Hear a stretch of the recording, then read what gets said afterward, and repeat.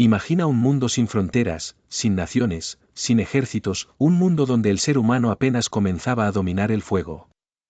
Pero incluso en este mundo primitivo, la guerra ya existía. ¿Fue un accidente? ¿Un instinto innato? ¿O estaba escrita en nuestro destino? En este documental, viajaremos 13.000 años al pasado para explorar Jebel Sahaba, el primer campo de batalla conocido. Pero también indagaremos en las raíces biológicas, climáticas y sociales que convirtieron al ser humano en una especie belicosa, y nos preguntaremos, ¿podemos escapar de nuestro propio legado? Hace 200.000 años, el Homo sapiens era una especie más en África. Vivíamos en grupos de entre 20 y 50 individuos, cazando, recolectando y compartiendo recursos. Pero algo cambió. Con el tiempo, nuestro cerebro creció, y con él, nuestra capacidad para planificar y para matar. Las armas no surgieron para la guerra, sino para la caza. Pero pronto, los humanos descubrimos que podían usarse para defender el territorio. Un estudio publicado en Nature, 2020, analizó puntas de flecha de 70.000 años y concluyó que el diseño de armas se volvió más letal durante periodos de escasez. Por ejemplo, las puntas de los bosquimanos del Kalahari tenían bordes cerrados para causar heridas más graves.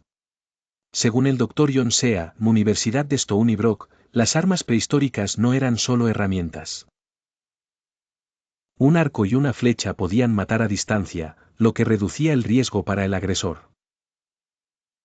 El clima cambiante del Pleistoceno redujo los recursos.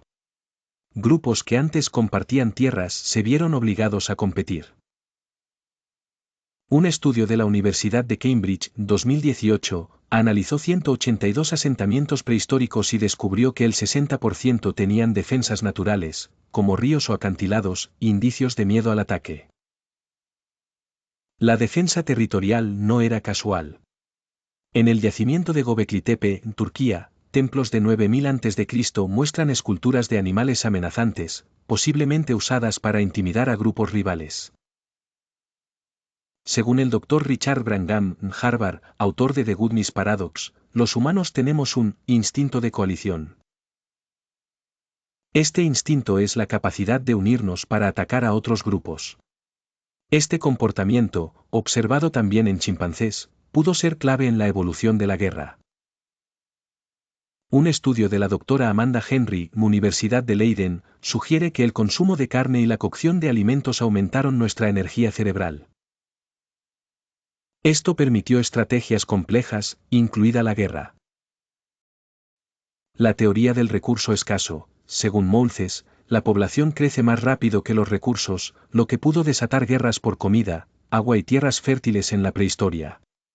Sin embargo, Bowles sugiere que la guerra surgió para proteger excedentes agrícolas, incentivada por la propiedad privada.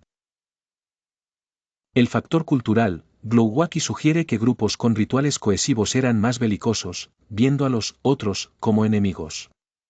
Wengrow añade que la guerra no era solo por recursos, sino por honor y estatus, creando identidades fuertes. La influencia de la agricultura permitió la acumulación de bienes y territorios. Morris señala que la guerra se volvió 20 veces más frecuente tras la revolución neolítica, al asentarse los grupos. El papel de la religión, en Cataluyuk, murales de 7000 a.C. muestran figuras sobrenaturales asociadas a la guerra, sugiriendo que la violencia se justificaba como voluntad divina. La guerra en las primeras civilizaciones, con la agricultura surgieron ciudades y ejércitos. En Mesopotamia, los reyes usaban la guerra para expandir territorios. La estela de Naram-Sin muestra al rey acadio celebrando una victoria. La tecnología de la muerte, la guerra aceleró la tecnología. El arco compuesto permitió ataques a distancia, cambiando la estrategia bélica. Los romanos usaban catapultas para demoler murallas, como en el asedio de Cartago.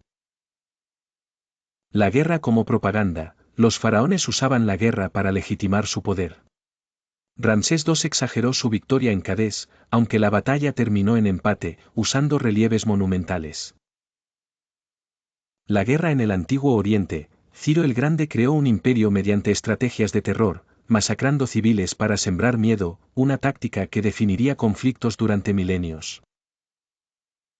¿Es la guerra inevitable en la naturaleza humana? Un estudio en 2011 analizó sociedades cazadoras-recolectoras, mostrando que el 70% experimentaron guerras.